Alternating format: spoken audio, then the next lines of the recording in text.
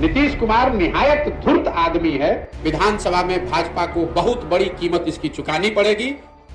नीतीश कुमार के साथ एक बार फिर सरकार बनाने को लेकर प्रशांत किशोर ने बीजेपी को निशाने पर लिया और कहा कि अगले विधानसभा चुनाव में बीजेपी को इसकी भारी कीमत चुकानी पड़ेगी।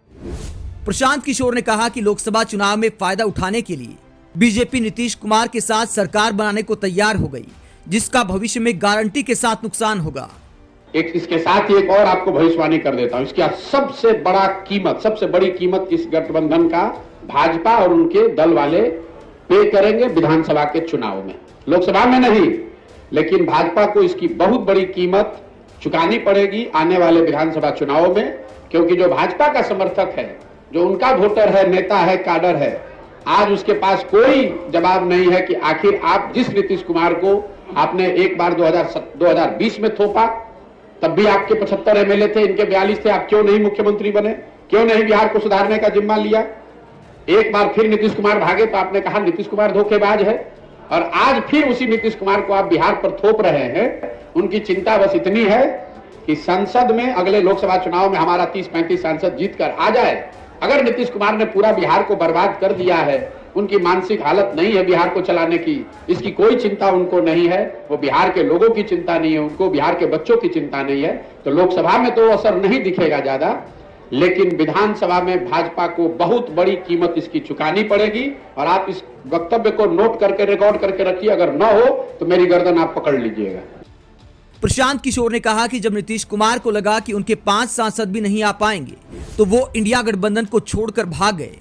आप किसी भी वर्ग से बात कीजिए, किसी सामान्य नेता से, पब्लिक से, उनके अपने सपोर्टर, वोटर और पार्टी के नेताओं से बात कीजिए, हर आदमी नीतीश कुमार के लिए आज अपशब्द और गलत बात कह रहा है।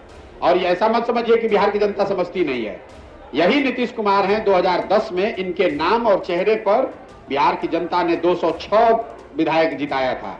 आज यही नीतीश कुमार हैं जिनकी दशा यह है कि 40-42 को विधायक जीता हुआ है, और एमपी के चुनाव में हारने के डर से यह आदमी फिर भागकर भाजपा के शरण में गया है कि अगर मोदी जी भाजपा का साथ नहीं रहा तो खाता नहीं खुलेगा। अगली बार लिख लीजिए, अभी पीछे बार घोषणा किए थे कि अगर महागठबंधन में लड़ेंगे तो 5 एमपी नहीं जीतेंगे। अभी लिख लीजिए, अब चाहे जिसी गठबंधन में लड़े, भाजपा के साथ भी लड़े, नीतीश कुमार को 20 से कम विधायक अगली बार जदयू को आएगा।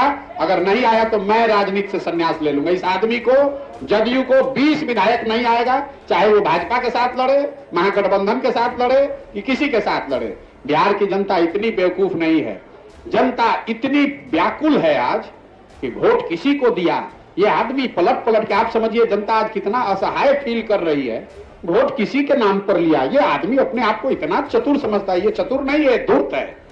नीतीश कुमार निहायत धूर्त आदमी है, जो पूरे बिहार के 13 करोड़ जनता को धूर्तता से मूर्ख बनाकर उसको ठग रहा है, और इसका पूरा सूद समेत हिसाब जनता अगले चुनाव में करेगी। लोकसभा और खाली छोड़ दीजिए।